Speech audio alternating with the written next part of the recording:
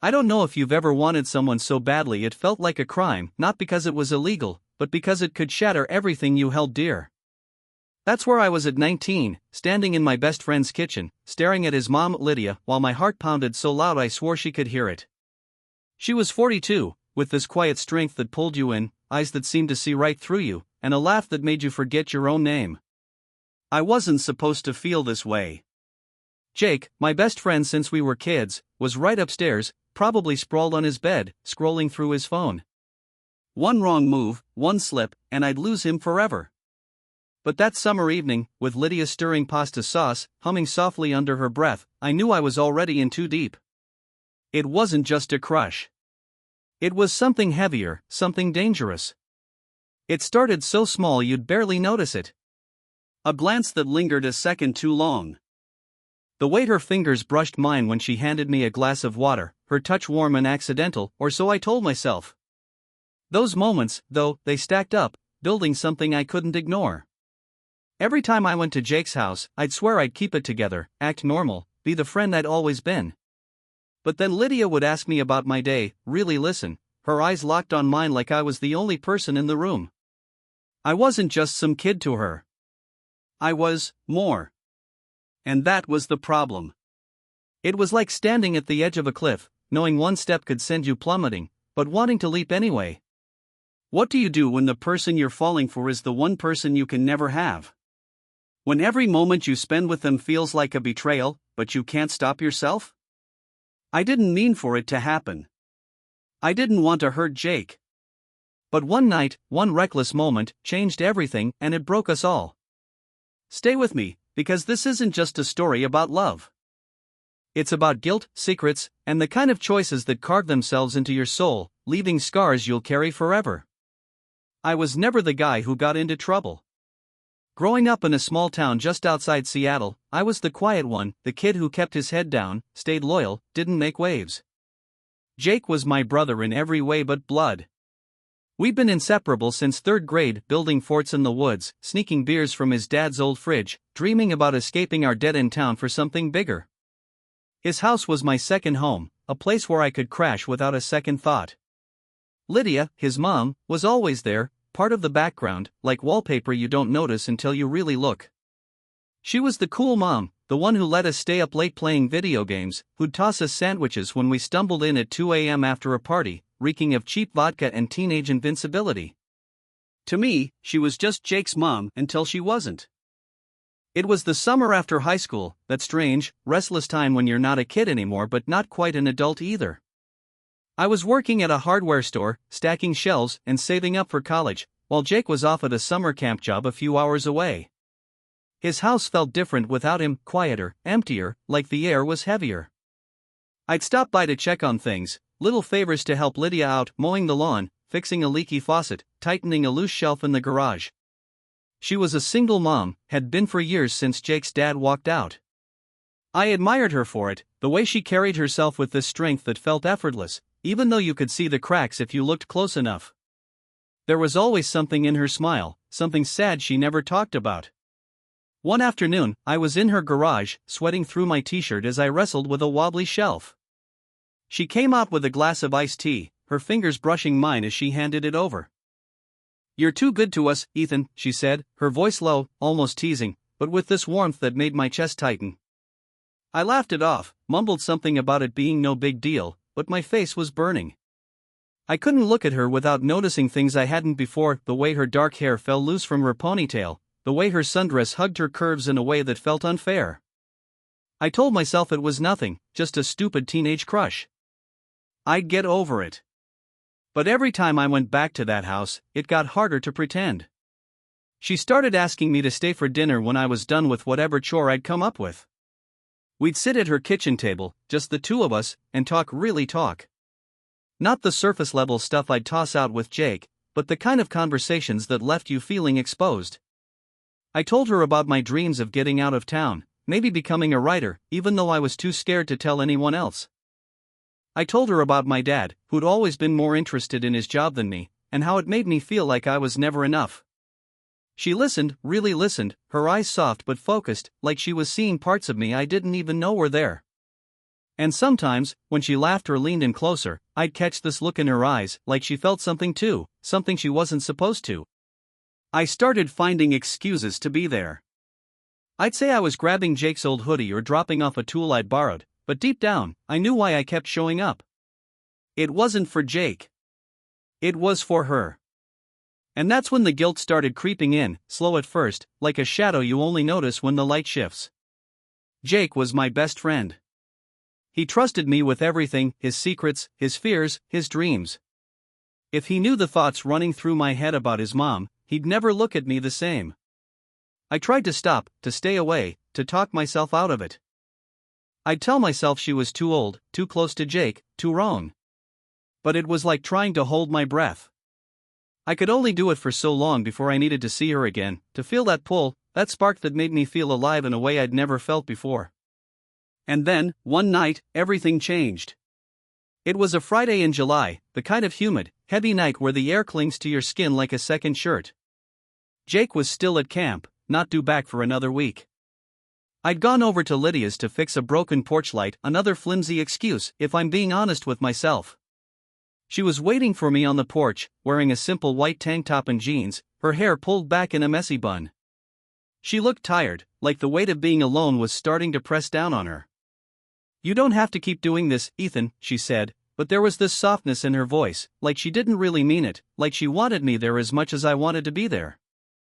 I laughed, trying to keep things light, casual. "It's no trouble." "Keeps me out of trouble," I said, but my voice sounded unsteady, even to me. As I worked on the light, I could feel her watching me, not in a casual way, but in a way that made my hands shake, made it hard to focus on the screwdriver in my grip.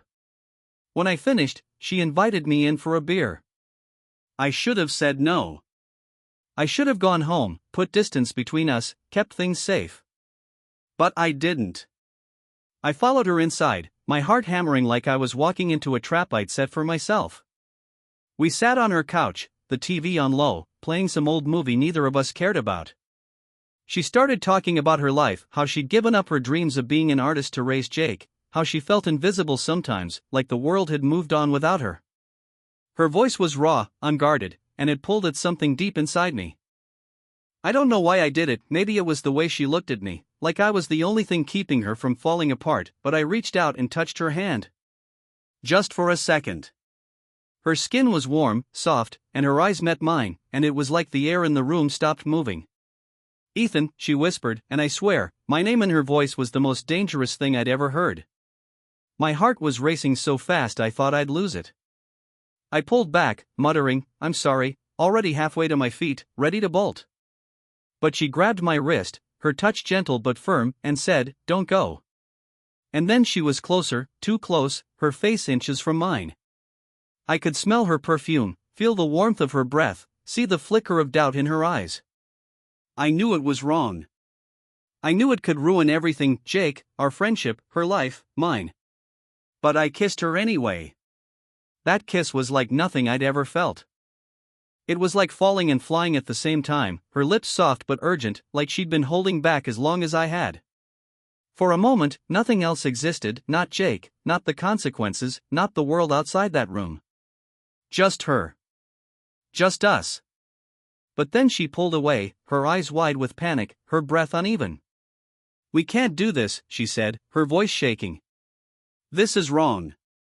I wanted to argue, to tell her it wasn't wrong, that it felt more right than anything I'd ever known. But she was right. She was Jake's mom. She was twice my age. This wasn't some teenage fling, it was a line we'd crossed that we could never uncross. I nodded, mumbled something about leaving, and got out of there before I could make it worse. That night, I barely slept, replaying that kiss, the way her hands had felt on my face, the way her voice broke when she said my name. I told myself it was a mistake, a one-time thing we'd both forget. But the next day, my phone lit up with a text from her. Just 3 words, "Can we talk?" That's when it really started. Secret meetings, stolen moments when Jake wasn't around. We'd meet at her house after dark, or I'd sneak over late at night when the town was asleep. Every time, we'd tell ourselves it was the last time, that we'd stop, that we'd be stronger. But we weren't. It was like we were addicted to each other, to the thrill of it, the danger, the way it made us feel alive. I'd lie to Jake, tell him I was busy with work or too tired to hang out, when really I was with his mom, stealing moments we both knew we couldn't keep. The guilt was eating me alive, gnawing at me every time I saw Jake's name on my phone, every time I heard his voice. But the pull to Lydia was stronger, like a current I couldn't fight. When Jake came back from camp, I thought it would force me to end things, snap me out of it. But it didn't. If anything, it made it worse. Being around him, pretending everything was normal, while sneaking glances at Lydia across the room, it was torture. I could see it in her eyes too, the same struggle, the same guilt, the same longing. We were both drowning in it, but neither of us knew how to stop.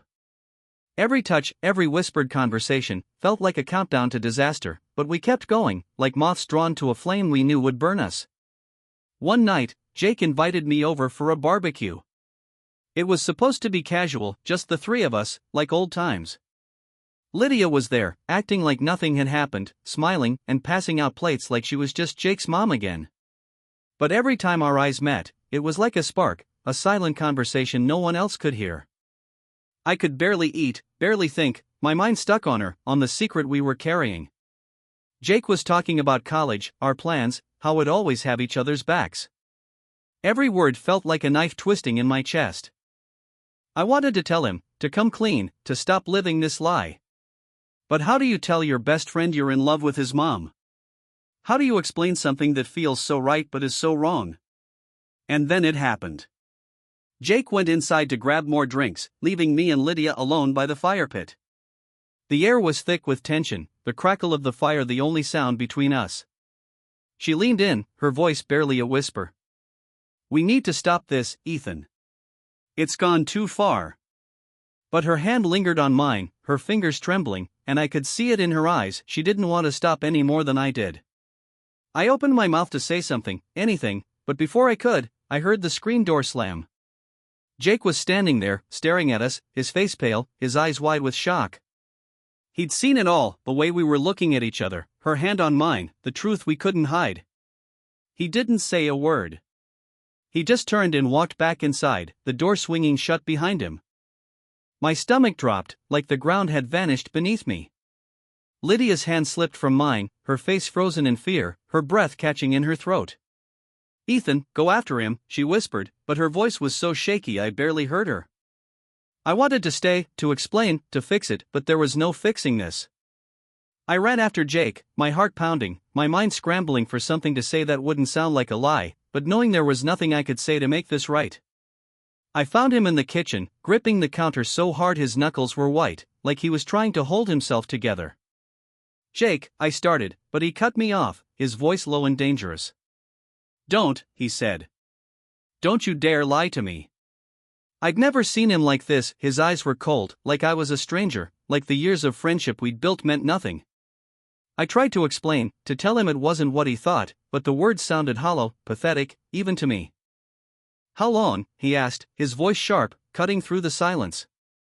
I couldn't answer. The truth was too ugly, too raw. "She's my mom, Ethan," he said, and his voice broke, and that's what killed me, the hurt in it, the betrayal. I'd always been the one he trusted, the one he called when his dad left, when his first girlfriend dumped him, when the world felt too heavy. And now I was the one tearing his world apart. He didn't yell, didn't hit me, didn't even raise his voice. He just looked at me, his eyes full of pain, and said, "Get out. I don't want to see you again." And I knew he meant it. I left, my chest so tight I could barely breathe, my head spinning with what I'd done. I drove aimlessly for hours, the streetlights blurring into streaks through my windshield, trying to make sense of it all. I wanted to hate myself, to feel the full weight of my guilt, to punish myself for betraying Jake. But all I could think about was Lydia, her touch, her voice, the way she made me feel like I was more than just a kid from a nowhere town. Even after everything, I still wanted her, and that made me feel worse than anything. I texted her later that night, begging her to meet me, to talk, to tell me we could fix this. She didn't reply. Days turned into weeks, each one heavier than the last. Jake wouldn't answer my calls, my texts, my apologies. I heard from mutual friends that he'd moved out, started staying with his dad across town, cutting me out of his life like I'd never been there. Lydia avoided me too. I'd drive by her house sometimes, late at night, hoping to catch a glimpse of her, but the curtains were always drawn, the house dark and silent. The silence was worse than anything, worse than Jake's anger, worse than the guilt that sat in my chest like a stone. It was like I'd lost them both, like I'd burned down my entire world for a feeling I couldn't even hold on to. But then, one night, my phone rang. It was her. Her voice was quiet, fragile, like she was barely holding it together. "Ethan, we need to talk," she said. "We met at a park far from our town, a place where no one would see us, no one would know." She looked different, worn, her eyes red like she'd been crying, her shoulders hunched like the weight of everything was crushing her. "I can't keep doing this," she said, her voice barely above a whisper. "It's tearing Jake apart. It's tearing me apart." I wanted to argue, to tell her we could make it work, that we could find a way to be together without hurting anyone. But seeing her like that, so broken, so lost, I knew she was right. Loving her was destroying everything, Jake, her, me. I told her I'd stay away, that I'd let her go, that I'd try to make things right, even if I didn't know how. But saying those words felt like ripping out a piece of myself, like tearing away something vital I'd never get back. She nodded, her eyes glistening, and then she walked away, disappearing into the dark. The next few months were a blur of trying to move on, trying to forget. I threw myself into work, picked up extra shifts at the hardware store, anything to keep my mind off her, off Jake, off the mess I'd made. But every night, I'd lie awake, replaying every moment, the good ones, the bad ones, the forbidden ones. The way her laugh sounded, the way her hand felt in mine, the way she looked at me like I was more than I'd ever believed I could be. I wondered if she thought about me too, if she lay awake at night, haunted by the same memories, the same regrets. I started to hate myself for what I'd done, for the pain I'd caused, but I couldn't hate her. Never her. Then, one day, a letter came. No return address, just my name scrawled across the envelope in her handwriting. My hands shook as I opened it, unfolding a single page, her words spilling across it like a confession she couldn't say out loud. She wrote about how she'd never meant to hurt Jake, how she'd never meant to fall for me, how she'd spent her life putting everyone else first and thought maybe, just maybe, she deserved something for herself. "You were a light in my life, Ethan," she wrote. "But some lights burn too bright, and they leave nothing but ashes." She said she was leaving town, starting over somewhere new, somewhere she could try to piece herself back together. She didn't say where, and she didn't ask me to follow. I read that letter 100 times, maybe more, searching for something, closure, hope, anything. But there was nothing. Just her words, her goodbye, and the weight of what we'd done. I'd lost Jake, the one person who'd been there through everything. I'd lost Lydia, the one person who'd made me feel like I could be more. And I was left with nothing but the guilt, the regret, the scar of a choice I'd never stop paying for. I kept waiting for the pain to fade, for time to smooth it over, but it didn't. It just changed, settled into me, became a part of who I am, like a shadow that follows you even in the dark. I saw Jake one last time, months later, at a coffee shop in town. He was with some new friends, laughing the way he used to with me, his voice carrying across the room. For a second, I thought about going over, saying something, apologizing one more time. But when he saw me, his face hardened, his laughter stopped, and he turned away, like I was nothing, like we'd never been anything. That's when I knew there was no going back. The friendship we'd built over years, the trust, the bond, it was gone, burned away by my choices. And Lydia? I never heard from her again. I don't know where she went, what her life became, but I hope she found peace. I hope she's okay, even if I'll never know. Sometimes, I lie awake at night, wondering if I could have done things differently. If I'd walked away that first night, ignored the way her smile made my chest ache, maybe none of this would have happened. Maybe Jake would still be my best friend. Maybe Lydia would still be just his mom, not the woman who changed everything. But love doesn't work like that, does it? It's messy, selfish, reckless. It pulls you in, even when you know it'll hurt, even when you know it'll break the people you care about most. I don't regret loving her, not really. She was the first person who made me feel like I was enough, like I could be more than a kid from a nowhere town. But I'll always regret what it cost. This story isn't about heroes or villains, right or wrong. It's about two people who wanted something they couldn't have, who reached for it anyway, and paid the price. If you've ever been caught in a moment like that, where your heart pulled you one way and your conscience screamed at you to go the other, you know how heavy it feels. You know how it stays with you, how it shapes you, how it leaves you wondering what might have been. So, I want to hear from you. Have you ever had a secret that changed everything? A feeling you couldn't shake, even when you knew it was wrong, even when you knew it would cost you something you couldn't afford to lose? Drop it in the comments. I read every single one, and I want to know your story. And if this hit you, if it made you feel something, smash the like button and subscribe for more stories that dig into the messy, beautiful, painful parts of being human. Thanks for listening, for staying with me through this. I'll see you in the next one. Word count, 9,500 words, micro-niche overlap. This script resonates with viewers drawn to family secret confessions or age-gap love dilemmas, delivering the emotional intensity, moral ambiguity, and slow-burn suspense that hooks the 18 to 34 audience. The raw, introspective tone and unpredictable emotional payoff align perfectly with their love for gripping, guilt-laden narratives.